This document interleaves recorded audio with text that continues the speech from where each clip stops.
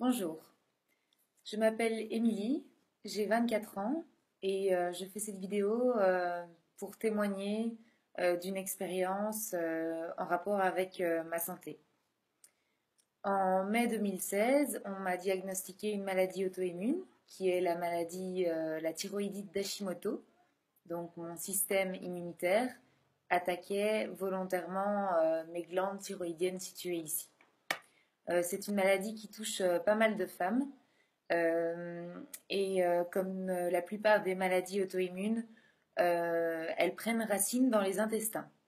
C'est quelque chose qui n'est pas souvent divulgué et je tiens à témoigner parce que c'est important de le savoir et qu'il est possible de devenir responsable et de prendre sa santé en main autrement ou en tout cas en complément de la médecine conventionnelle qui nous aide avec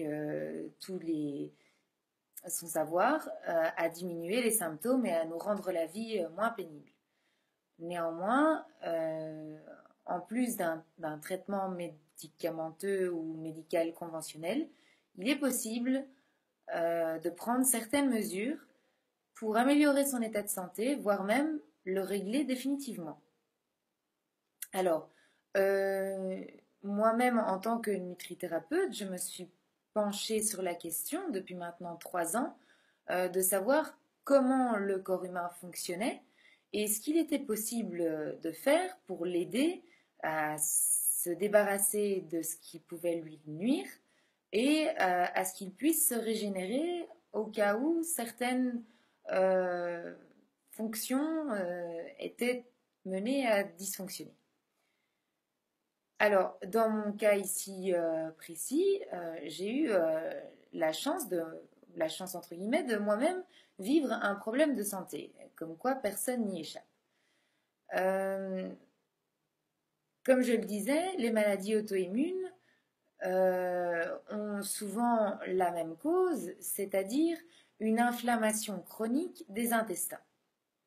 Quand il y a inflammation chronique des intestins, ça abîme les parois intestinales et ça favorise la porosité intestinale. Il y a donc des macromolécules qui passent à travers la barrière intestinale et qui viennent se loger à l'intérieur du corps où elles ne sont pas censées se trouver. À ce moment-là, le système immunitaire évidemment réplique et crée des anticorps spécifiques à ce genre de peptides, car effectivement, ce sont souvent des protéines. C'est comme ça d'ailleurs qu'on est souvent allergique à des aliments protéiques, comme les arachides, les œufs, le lait, le gluten, etc. Tout ça, ce sont des protéines. En revanche, si ce genre de macromolécule, malheureusement, a la même terminaison qu'une protéine ou qu'une membrane du soi, il est parfois possible que le système immunitaire ne fasse pas la différence et crée aussi des auto-anticorps contre ce genre de molécules du soi, en l'occurrence ma thyroïde.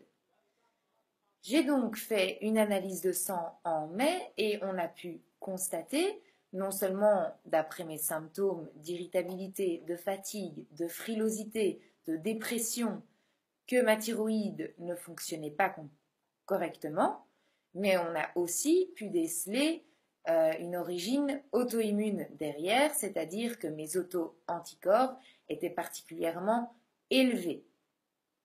En l'occurrence les antithyroperoxydases. Ils étaient autour de 2235, or ils ne peuvent dépasser les 60. Donc c'est, voilà, presque 50 fois plus. Donc évidemment, sachant ça, logiquement, on m'oriente vers un endocrinologue pour régulièrement tester ma TSH, qui est donc la thyroïde stimuline hormone sécrétée par l'hypophyse pour effectivement pouvoir apporter les hormones de substitution que ma thyroïde n'est plus en état de sécréter elle-même et donc de régler le problème par un apport extérieur en hormone T4. Seulement, voilà, et donc ça à vie. Mais moi, sachant très bien l'origine du problème, et étant plutôt du style à prendre ma santé en main et à vouloir tout essayer de manière naturelle et inoffensive pour améliorer quand même la situation, j'ai décidé d'attaquer mon problème d'hyperperméabilité intestinale et d'inflammation chronique. Alors, cette inflammation, elle peut être due bien entendu à une alimentation délétère depuis des années.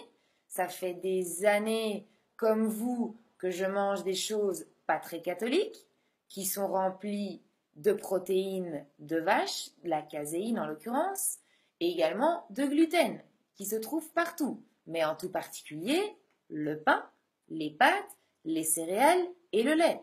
Combien et les yaourts.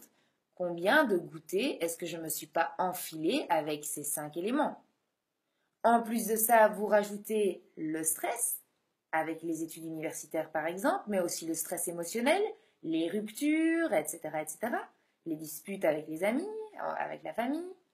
Vous rajoutez à cela le manque de sommeil, bah ouais, on sort en discothèque, on boit de l'alcool, il nous arrive de fumer, enfin bref, notre système immunitaire, on l'éclate au plus profond. Mais bon, on est jeune, on est robuste, donc c'est pas grave. On verra bien plus tard. Eh ben, j'ai eu la chance de justement avoir une alerte très précoce, voilà, d'avoir un déclenchement de maladie très précoce, parce que grâce à ça, je me suis remise en question à l'âge de 24 ans et j'ai pu rectifier mon hygiène de vie, et ça, pour le restant de ma vie. Donc je suis en train de faire de la prévention contre toutes les maladies chroniques de civilisation en plein essor ces 50 dernières années. Et étroitement liées, évidemment, à la conjoncture, donc le stress et l'alimentation complètement délétère. Alors, du coup, je connais également les bienfaits du jeûne, qui à ce jour sont aussi beaucoup trop tus, alors que c'est quelque chose qui est naturel. Il est naturel de jeûner, il est naturel de mettre son système digestif au repos, étant donné que la digestion requisitionne énormément d'énergie, et de l'énergie que du coup dont le corps ne dispose pas pour aller se réparer ailleurs. Donc on mange combien? 3 fois? 5 fois par jour? Ben ouais, il faut de l'énergie, après je vais travailler et tout. Mais comment est-ce qu'on se sent après avoir mangé? Mais on est crevé. On n'a en tout cas pas envie de bosser. C'est n'importe quoi, c'est une aberration. Et alors c'est du pain blanc, des pâtes blanches, vous croyez que ça vous apporte quoi ça? C'est des calories vides qui en plus de ça vont créer de l'inflammation. Et l'inflammation, soit dit en passant, c'est l'outil numéro un pour les cancers, hein. Ils adorent ça, hein. Et le sucre en tout particulier. Or, tout ce qui est pâte blanche, farine blanche, etc., ça a le même index glycémique que le sucre Saint-Louis que vous mettez dans votre café. Voilà, comme ça, au moins, maintenant, vous êtes un peu plus au courant de ce que vous mettez dans vos assiettes. Donc, s'il vous plaît, si vous voulez consommer des glucides, parce qu'en plus de ça, on n'en a pas besoin, mis à part les sportifs de haut niveau, mais sinon, les glucides, ils sont présents en quantité suffisante dans les fruits et légumes, hein. Ben, si vous voulez quand même consommer des glucides, s'il vous plaît, consommez au moins les fibres avec, consommez des pâtes complètes, du pain complet, que ça vous apporte au moins des vitamines D, des minéraux, quelque chose d'utile et des fibres qui vont pouvoir réguler non seulement la tension, le cholestérol, etc., qui soit dit en passant n'est qu'un témoin mais pas un coupable, enfin je passe, et qui en plus de ça va vous aider à avoir un transit normal. Parce qu'un transit qui stagne, hein, la constipation, les personnes qui vont pas à selle tous les jours, sachez que c'est pas anodin. Si vous souffrez de ballonnement et de flatulence, sachez que c'est pas anodin. Si effectivement il y a des gaz, ça veut dire qu'il y a des déchets. Il y a des déchets qui stagnent. Les bactéries, elles sont là pour venir manger les déchets. C'est quand elles viennent manger qu'elles-mêmes créent des toxines. C'est ça qui forme les gaz. Et ces toxines, non seulement elles vont rentrer de nouveau à l'intérieur de votre corps, et bon, vous avez un sentiment désagréable, mais en plus de ça, donc elles vont continuer. Vous êtes en situation d'auto-intoxication. Et ça peut aller se loger partout, hein. Donc chacun sa fragilité. Et donc on peut soit développer des maladies donc diverses, hein, auto-immunes, ou bien des cancers qui sont des maladies d'encrassage. Mais de manière générale, on est fatigué et notre corps il fonctionne moins bien de A à Z.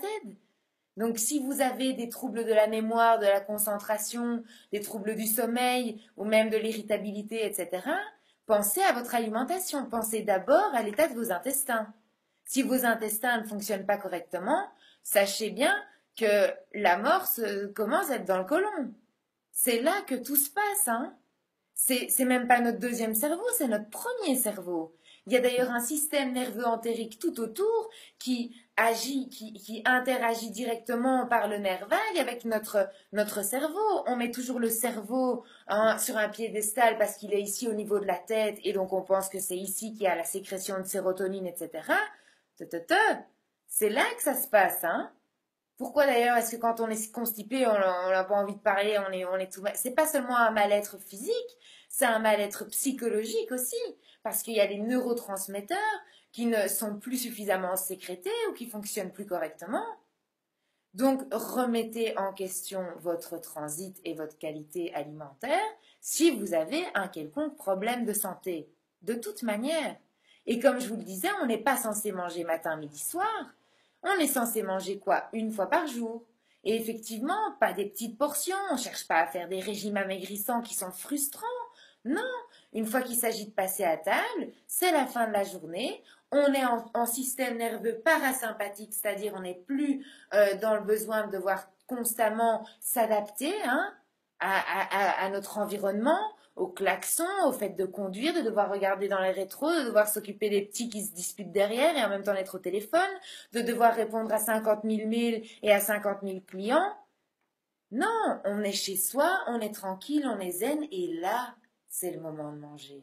En famille, avec convivialité et plaisir. Et après, on se pose et on digère pendant au moins 2 heures avant d'aller paisiblement se coucher, de potasser un bon livre bien instructif qui puisse nous remettre en question sur la méditation ou quoi que ce soit, ou n'importe quel sujet qui vous plaît, qui vous intéresse. Mais pas devant, évidemment, une télé assourdissante et abrutissante qui va de nouveau vous stimuler et qui va empêcher votre système nerveux de décompresser. Et ayez suffisamment de sommeil et de soleil aussi. C'est important. Tout ça, c'est important, mais c'est la base. Je veux dire, l'humain est fait pour ça, pour vivre à l'extérieur, en communion avec la nature, etc. Et je veux pas passer pour une hippie. C'est du bon sens, quoi.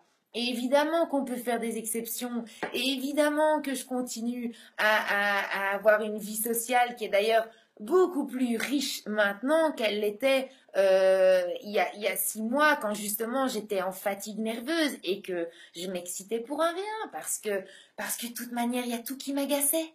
Et donc je créais des tensions et des disputes moi-même alors qu'il n'y avait pas de raison.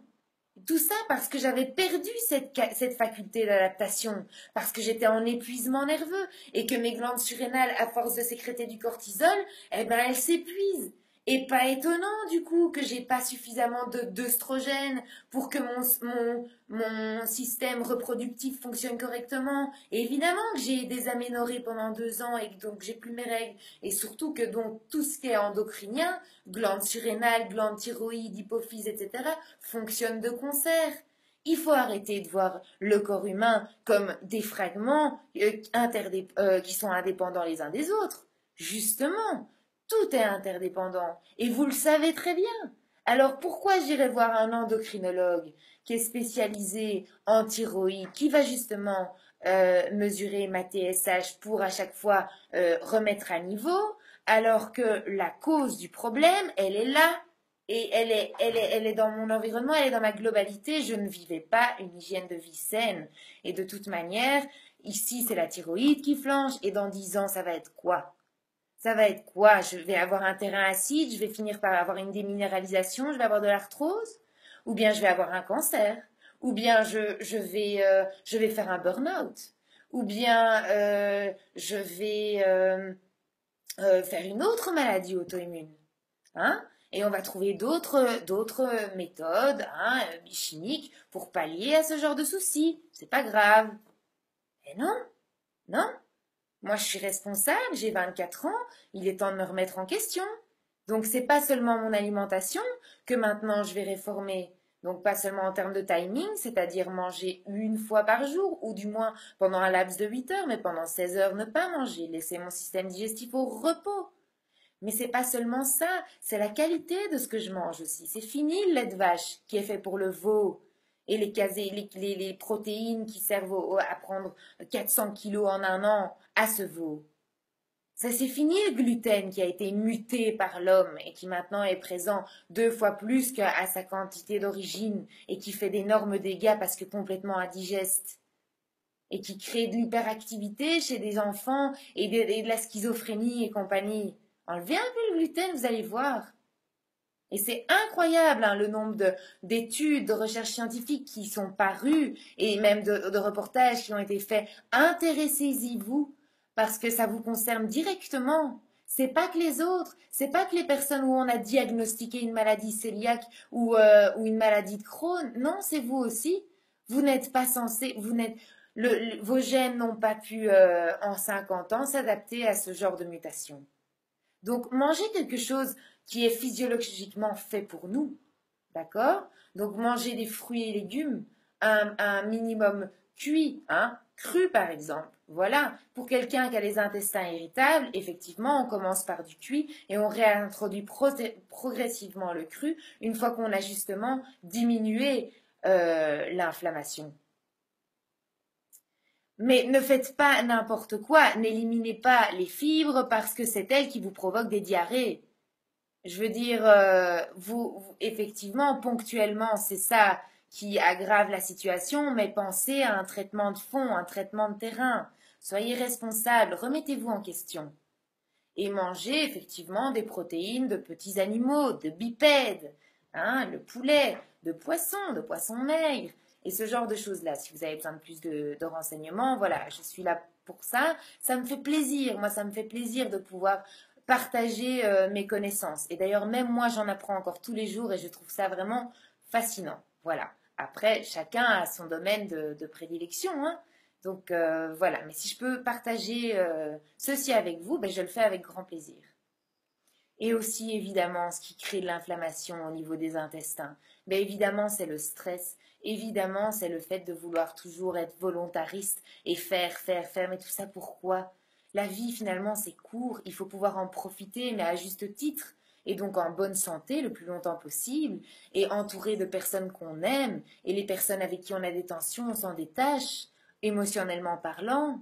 Et puis aussi, il faut qu'on se ressensibilise à cette intuition et à cette spiritualité qui nous est propre. Donc, faites de la méditation. Vous allez voir, il y a vraiment moyen de s'y atteler et de l'apprivoiser. Parce que se recentrer sur le moment présent, il n'y a que ça de vrai finalement. Pourquoi est-ce qu'à chaque fois on doit aller ressasser le passé alors que ce qui est fait, ou bien se projeter dans le futur parce que les problèmes, ils sont que dans le futur. Mais si vous vous arrêtez à l'instant présent, vous vous rendez compte que tout va bien. Et donc laissez faire les choses et vous allez voir que tout va bien aller. Si vous vous mettez une optique positive, vous allez voir que vous allez attirer des événements positifs auxquels vous n'aurez jamais songé, mais qui vont vous ouvrir des portes sans que vous n'ayez rien demandé. Et n'hésitez pas à prier n'importe quoi, n'importe quel Dieu, on s'en fout, mais ayez de la gratitude pour ce que vous avez et arrêtez d'envier les autres pour ce que vous n'avez pas. Vous avez plein de choses, plein de qualités que d'autres n'ont pas, et donc soyez reconnaissants par rapport à ça. Et donc tout ceci, eh bien c'est quelque chose que je vais continuer à faire d'année en année, de jour en jour. Je vais continuer à travailler sur moi-même parce que c'est un travail de vie et que finalement on n'est que de passage. Alors autant faire du bien autour de nous. Et moi c'est comme ça que j'en fais, je pense. C'est en étant bien avec moi-même que j'arrive à être bien avec les autres. Et je pense qu'on fonctionne tous comme ça. On n'est pas fait pour être isolé. Donc pensez-y, remettez-vous en question, hein, et chaque petit effort, c'est déjà un travail. Donc félicitez-vous aussi, soyez pas trop exigeant envers vous-même, chill quoi. Alors, donc pour en revenir à ma situation en mai, le 31 mai, Voilà, mon système immunitaire s'emballe à fond parce que inflammation chronique des intestins et du coup porosité intestinale. J'ai donc fait un jeûne et j'ai fait des lavements intestinaux. Et oui, c'est très tabou hein, dans notre société de parler de lavements intestinaux, quoi, oh bizarre et tout. Ben oui, ben du temps des Égyptiens ça existait déjà. Et je vois pas en quoi c'est vraiment un scoop quoi. Je veux dire, c'est juste de l'eau, quoi. Je fais juste, je rince, voilà. Comme on rince sa voiture, comme on rince ses cheveux, ben je rince mon côlon, voilà. Et oui, il y a des excréments qui sont restés, etc. Il n'y a pas tout qui a pu sortir. Eh ben, je fais un petit lavement une fois par semaine et voilà, tranquille, quoi. Et ça permet justement à mon corps de fonctionner de mieux en mieux. Et qu'est-ce qu'on s'est rendu compte aujourd'hui? Je vais chercher mes prises de sang. Que effectivement mes auto-anticorps, eh ben, ils ont vachement diminué. Ils sont passés de 2230 en mai, mais sachez qu'ils ont encore grimpé jusqu'en septembre, parce que là, j'ai atteint un taux d'irritabilité que j'ai encore jamais atteint de ma vie, qui a été justement la goutte qui a fait déborder le vase et qui m'a fait entreprendre ce jeûne. Et donc, sachez que je suis probablement passée de 2800 à 1800 en 3 semaines de temps. Deux semaines de jeûne hydrique et une semaine de jus de légumes, extrait simplement avec un extracteur de jus. Des légumes qu'on trouve tout simplement dans notre potager ou chez le producteur du coin. Voilà, ni plus ni moins. Faut pas, c'est pas sorcier. Faut pas commencer à prendre des compléments alimentaires et tout. La nature, elle a tout ce dont on a besoin. Voilà. Et on s'est rendu compte aussi que du coup, ma TSH, thyroïde stimuline hormone, qui dit à ma thyroïde, eh oh Coco, va falloir fonctionner un petit peu là, mais elle est là, mais je veux bien, mais bon, on m'attaque, je sais plus, je sais plus. Eh ben, elle s'est complètement calmée. Elle est devenue complètement normale. Donc, le TSH qu'on a l'habitude de doser chez l'endocrinologue, eh ben, ici, il me dirait, ben, t'es dans la moyenne? T'es dans la moyenne? C'est tout à fait bon. Je suis à 3,3 micro-unités internationales par millilitre, si ça parle à quelqu'un. Et il faut se situer entre 0,5 et 4,7. Et avant ça, hein, j'étais à 6,1. Donc je peux vous dire que j'ai diminué de moitié et que maintenant, elle est là, tranquille, tranquille, ça roule ma poule. T'es en train de te régénérer, c'est parfait. C'est parfait. Ma T4 libre, elle est encore un tout petit peu inférieure à la normale, mais je suis tout à fait confiante quant au fait que ma thyroïde, elle est en train de se restaurer et qu'elle va commencer à reprendre du poids de la bête. Parce que, voilà, j'ai compris, j'ai écouté mon corps et j'ai compris ce que je devais faire. Alors vous aussi, soyez à l'écoute de votre corps et écoutez ce dont il a besoin, quoi, et répondez à ses besoins, plutôt que d'aller chercher les solutions ailleurs et de pointer du doigt des causes extérieures. Non, allez, s'il vous plaît. Un petit peu au moins, en complément de la médecine conventionnelle. Parce qu'en plus de ça, vous risquez rien. Il n'y a aucun effet secondaire et ça n'entrave pas votre traitement. Donc continuez votre traitement. Je ne vais jamais vous dire d'arrêter votre traitement. Mais petit à petit, vous allez voir, et il y a des témoignages aussi sur YouTube d'une médecin généraliste qui avait la même maladie que moi, qui elle n'a pas fait de jeûne, mais qui a juste réformé son alimentation et qui a complètement guéri, mais du coup, elle a mis 1 an et demi à 2 ans. Ça faisait 7 ans qu'elle était sous Levothyrox. Et elle n'en prend plus. C'est fini, terminé. Donc, si vous voulez vous aussi vous régénérer, c'est tout à fait dans vos corps. Voilà. Je vous encourage en tout cas. Je vous remercie énormément de m'avoir suivi parce que ça m'a fait énormément de bien et que ça prouve bien qu'on n'est pas seul sur cette terre. Ça fait vraiment chaud au cœur. Je vous embrasse tous très fort. Je referai une analyse dans 3 mois pour voir si effectivement je continue dans cette lancée, sur cette courbe vers la guérison. Et puis ben, d'ici là, si vous avez des questions, n'hésitez pas, je suis toute oui. À bientôt et puis gros bisous.